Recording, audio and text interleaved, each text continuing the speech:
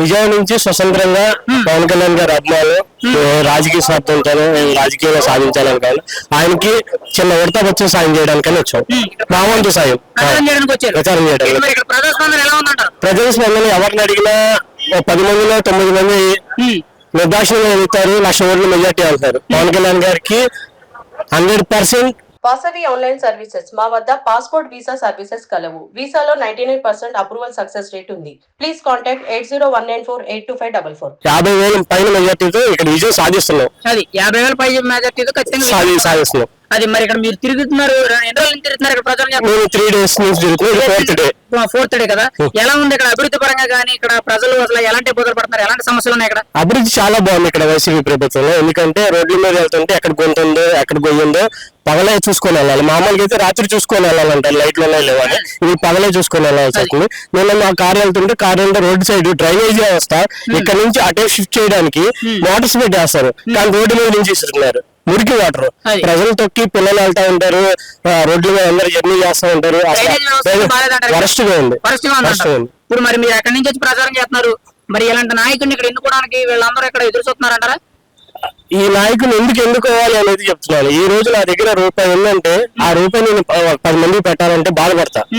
నా దగ్గర ఇప్పుడు 10 రూపాయలు ఉన్నాయి కాబట్టి నేను జాబ్ చేసి సంపాదిస్తున్నాను కాబట్టి వచ్చి 10 మందికి సేవ చేయాలని మా సొంత డబ్బులతో ఖర్చు పెట్టుకోవడం.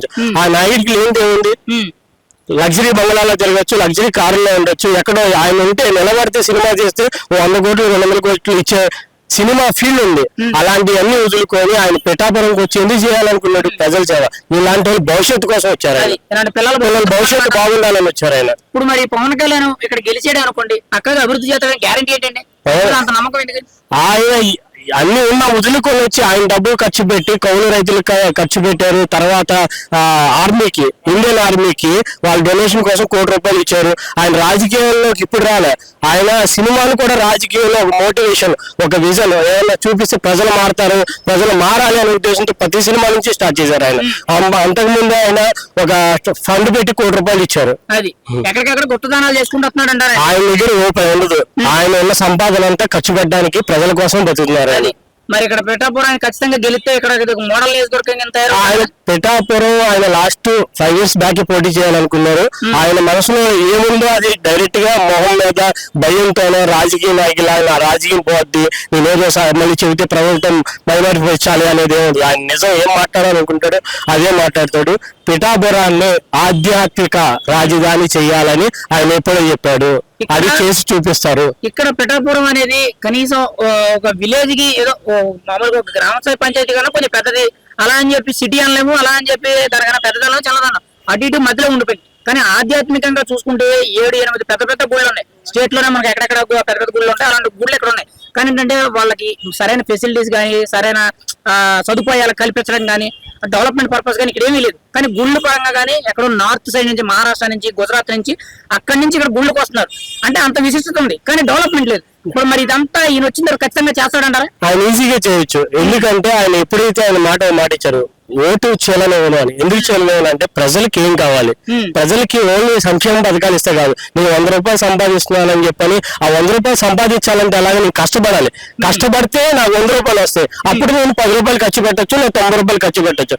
ఆయన ఏం కావాలంటున్నాడు, ప్రజలు వెళ్తుంటే రూరల్ పీపుల్ కి ఎలా ఉందంటే రోడ్లు మనకేం అవసరం, గతుకులు మనం వెళ్ళి ఇలా వ్యవసాయం చేసుకుంటున్నాం కానీ అదే చూస్తున్నారు. అర్బన్ లోకి వచ్చేటప్పటికి రోడ్లు ఎలా ఉందంటే చాలా మంది చనిపోతున్నారు, యాక్సిడెంట్లు అవుతున్నాయి. వాళ్ళ ప్రాణాలకు ఎవరు బాధ్యతలే, చీపులు ఎక్కడ అమ్ముతున్నారు. దాని మీద వచ్చే ఫండ్స్ ఎవరికి ఇస్తున్నాం మనం? జగన్మోహన్ రెడ్డి గారు రోడ్లు మేము కావాలని బాగు చేస్తలేదు, గుంటూరు రోడ్లు అంటే మీరు స్లోగా వెళ్తారు. అది అంటే నువ్వు ఆటో వాళ్ళకి 10,000 ఇస్తున్నావు, ఆటో వాళ్ళు 10,000 ఇస్తున్నావు కాబట్టి 10,000 వాళ్ళు 30,000 ఎలా ఖర్చు పెట్టాలని చెప్పి రోడ్డు టైర్లు ఇరిగిపోవడం, పంచర్ అయిపోవడం, కట్లు ఇరిగిపోవడం. పెట్రోల్ పక్క రాష్ట్రంలోనేమో 2 రూపాయలు 3 రూపాయలు తక్కువ.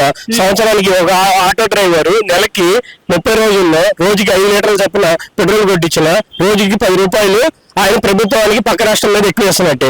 అలాగే 30 రోజులు 30 పదులు 300 రూపాయలు. సంవత్సరానికి ఎంత ఇస్తున్నాడు ఆయన? సంవత్సరానికి ఎంత ఇస్తున్నారు? ఆ ఖర్చులంతా తీసుకొచ్చి వాళ్ళ ఆటో వాళ్ళకి మీరు రూపాయలు ఇస్తున్నామని చెప్పి ఇలా చూపించి 10,000 ఇచ్చి షర్ట్ వేసుకోలేదు, ఆటో వాళ్ళు 10 మందిని ఎక్కించుకున్నాడు. ఈ కేసులు రాసి ఇంకో 30,000 తీసుకున్నారు. 10,000 ఇచ్చి కేసుల మీద 30,000 తీసుకున్నారు అంతే. అది పైగా ఈ రెడ్ స్కీముల వల్ల మన రాష్ట్రం కంటే పక్క రాష్ట్రాలు కొంచెం అభివృద్ధి చెందిన ట్యాక్స్ పరంగా. అవునన్నా, రాష్ట్రం అభివృద్ధి చెందాలంటే నువ్వు కావాల్సింది స్కీములు ఇవి ఇవ్వటంలే. ఇప్పుడు పవన్ కళ్యాణ్ గారు ఇవ్వద్దని ఎక్కడ మాట్లాడలేదు. ఇప్పుడున్న స్కీమ్లు ఎక్కడ ఆపం, ఇంకా మేము ఎక్కువ ఇస్తాం. ఎలా ఇస్తాం? డెవలప్మెంట్ చేస్తాం. పిఠాపురానికి దగ్గరే కత్తిపూడి హైవే ఉంది. హైవే నుంచి పిఠాపురం రోడ్ వేస్తే ఎంతమంది ప్రయాణికులు వస్తారు, ఎంతమంది ఆటోమేటిక్ దర్శనానికి వస్తారు.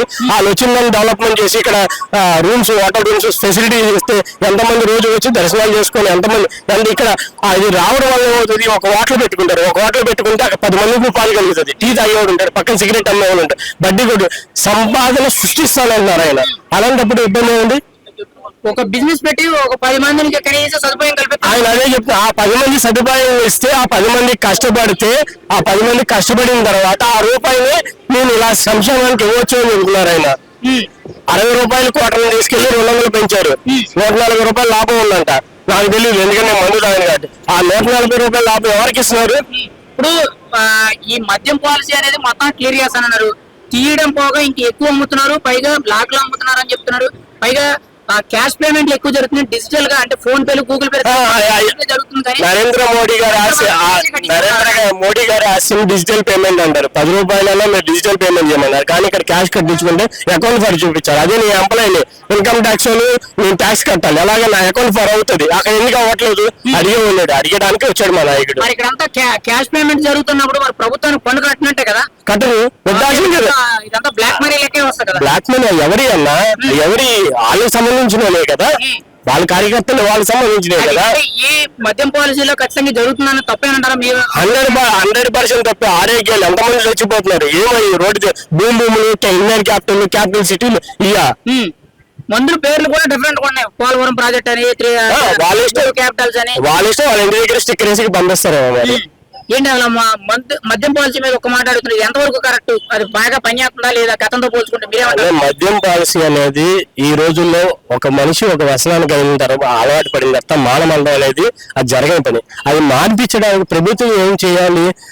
ఆ మంచి సరుకుని తీసుకొచ్చి ఎంతవరకు లిమిటెడ్ ఇవ్వాలి అది ఇవ్వాలి. మేమేమంటున్నాము, వాళ్ళు మానడానికి ఆ ప్రభుత్వం అంటే రేటు పెంచిందంట. రేటు పెంచితే ఎవరు మాట్లాడు? నేను 500 సంపాదిస్తున్నా అన్న, 500 తీసుకెళ్లి మందు తగిలేస్తే నా కుటుంబ సభ్యులకి ఎలా ఉంటది, నా పిల్లల్ని ఎలా పోషిస్తాను అనేది మందు తాగేవాళ్ళు నేర్చుకోవాలి, తెలుసుకోవాలి.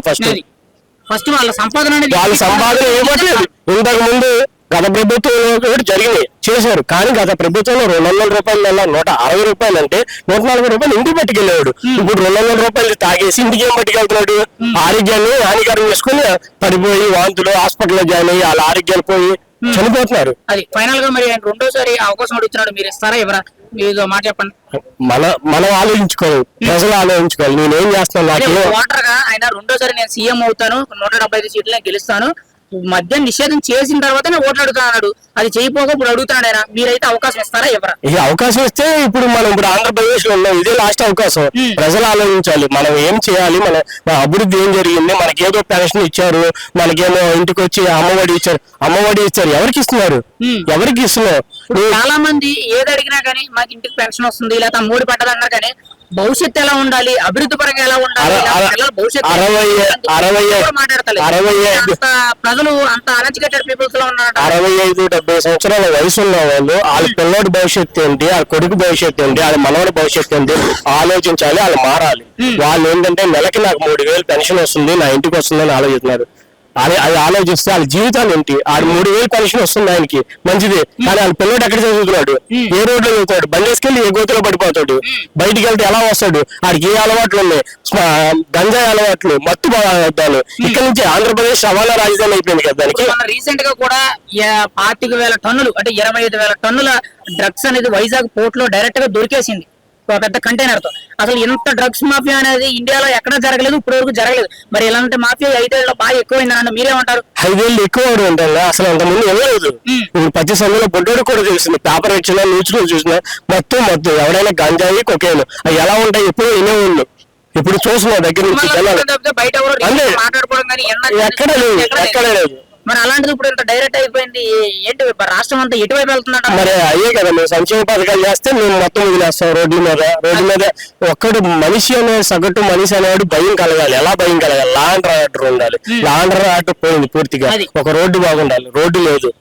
రోడ్డు మీకు ఎందుకు, రోడ్డు మీద వెళ్ళాలిగా, ఎందుకంటే రోడ్డు కావాలి, నీడు మన హక్కు, మనకు కావాల్సిన ఎడ్యుకేషన్, హెల్త్, మన ఆరోగ్యం బాగుండాలి, మన చదువు రావాలి, అదే కదా మన డెవలప్మెంట్. అవి చేస్తామన్నది కదా పవన్ కళ్యాణ్ గారు చెప్పేది. ఇప్పుడు మీరు అంటున్నారు కదా లా అండ్ ఆర్డర్ అనేది కరెక్ట్ గా ఉండాలన్నారు కదా, ఈ 5 ఏళ్లలో లా అండ్ ఆర్డర్ అనేది అసలు కరెక్ట్ గా లేదు చెప్పొచ్చా?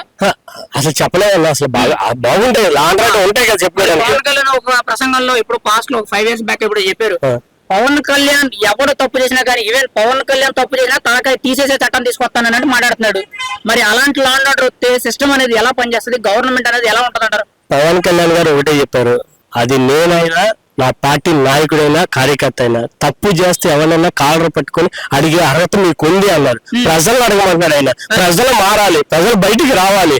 ఏదో మన సంక్షేమ పథకాలు వస్తున్నాయి మనకే వచ్చినాయి అని అది ఆలోచించకూడదు. మన భవిష్యత్తు బాగుండాలని ప్రజలు ఆలోచించాలి. ఆలోచిస్తేనే మన ఆంధ్రప్రదేశ్ బాగుపడుతుంది. ఇదే మన చివరి అవకాశం, లేకపోతే అసంభవం ఏదో అన్నారు అటు అయిపోతాం మనం. అంతే అంతే. అది ఫైనల్ గా అయితే మీ సపోర్ట్ అయితే ఇక్కడ మీరు పిఠాపురం వచ్చి సపోర్ట్ చేస్తున్నారు కాబట్టి మీరు ఎవరికి సపోర్ట్ చేస్తారు? స్టేట్ లో ఈ పరిస్థితులన్నీ మారాలంటే ఎవరు రావాలంటారు? స్టేట్ లో ఈ సపోర్ట్ గానీ, ఈ అభివృద్ధి గానీ మొత్తం కావాలి. ప్రజల భవిష్యత్తు కావాలి, పిల్లల భవిష్యత్తు కావాలి అంటే మనకి ఉమ్మడి ప్రభుత్వం రావాలి.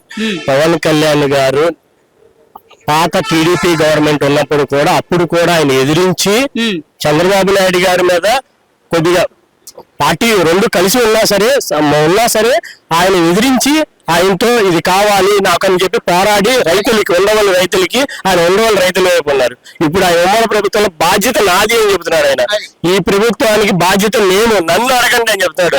అంటే ఒక నాయకుడు ఒక రాష్ట్రాన్ని, ఒక ఆంధ్రప్రదేశ్ మొత్తాన్ని మీదేసుకున్నాడంటే ఎంత ధైర్యం ఉండాలి. రేపు ఎటుగా జరిగినా పవన్ కళ్యాణ్ గారిని అడుగుతారని చెప్పి ఎంత నమ్మకం ఉండాలి ఆయనకి. మనం కానీ పవన్ కళ్యాణ్ గారిని గెలిపించుకుంటాం, ఇక్కడ భారీ మెజార్టీతో గెలుస్తాం, అది వేరే విషయం. ఉమ్మడి ప్రభుత్వాన్ని గెలిపించాలి మనం, అప్పుడు మన అభివృద్ధి చెందుతుంది మన రాష్ట్రం.